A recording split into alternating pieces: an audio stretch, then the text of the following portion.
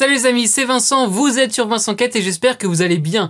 Aujourd'hui, je vous parle de l'espéranto, la plus célèbre langue créée de toutes pièces dont on célèbre le 15 décembre, la journée universelle. L'espéranto, c'est bel et bien une langue vivante. Elle a été construite, inventée donc au 19e siècle. Aujourd'hui, environ 2 millions de personnes la parlent dans 150 pays. Certains chiffres vont même jusqu'à 6 millions de locuteurs. En tout cas, l'espéranto est reconnu par l'UNESCO. Cette langue n'est rattachée à aucun pays, aucun peuple et c'est en partie lié à sa construction. Tout commence en 1887. Ludwig Zamenhof, un médecin ophtalmologiste et linguiste, vit dans l'actuelle Pologne au milieu des communautés allemandes, russes, juives et polonaises, avec autant de langues qui s'entrechoquent. En 1887, donc, il publie Lingo Internacia, un manuel sur une nouvelle langue universelle qui se veut humaniste, pacifique et porteuse d'espoir. Pour le publier, il prend d'ailleurs le nom de Doctoro Esperanto, ce qui veut dire le docteur qui espère. Cette langue, c'est un mélange de plusieurs autres langues,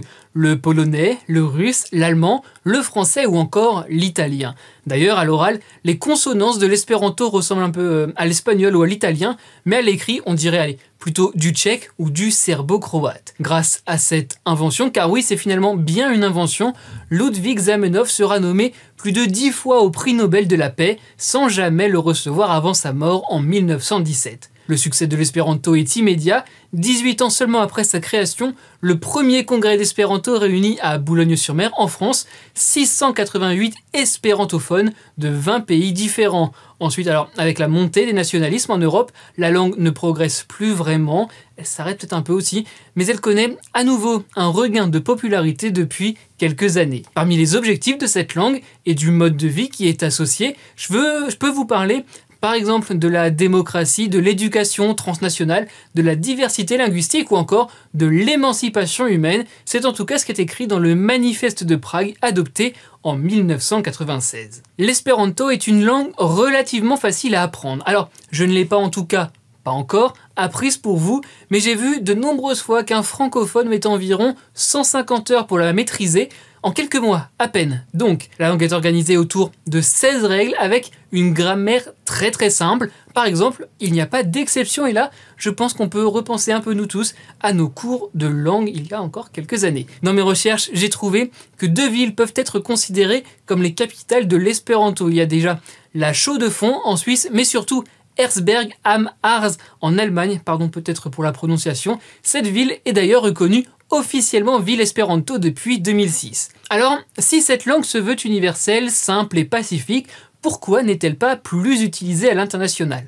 Déjà, l'anglais est tellement répandu, notamment depuis l'après-guerre, qu'il serait difficile de remplacer cette langue. Autre raison, l'espéranto n'a pas de réelle existence historique et le fait de n'être attaché à aucun pays est dans ce cas à la fois un avantage et un inconvénient entre neutralité et manque de fond. Allez, pour finir cette vidéo, je voudrais vous parler de Wikipedia, le Wikipédia espérantophone qui compte, 245 000 articles, c'est énorme. Et je voulais aussi vous parler de Duolingo. Alors, n'y voyez là aucune collab commerciale, c'est pas pour moi. Mais le service propose d'apprendre l'espéranto et c'est aujourd'hui suivi par 68 000 personnes francophones. Allez, tiens, je suis gentil, une dernière info, le 109e congrès universel d'espéranto aura lieu en août 2024 à Arusha, c'est en Tanzanie, et ce sera une première en Afrique. C'est la fin de cette vidéo, merci les amis d'avoir regardé, j'espère que vous en savez plus. Si vous avez aimé ou appris des choses, likez, partagez, dites-le moi dans les commentaires et abonnez-vous à ma chaîne. On se retrouve aussi sur Insta, TikTok et Twitter. N'oubliez pas, soyez heureux, restez curieux.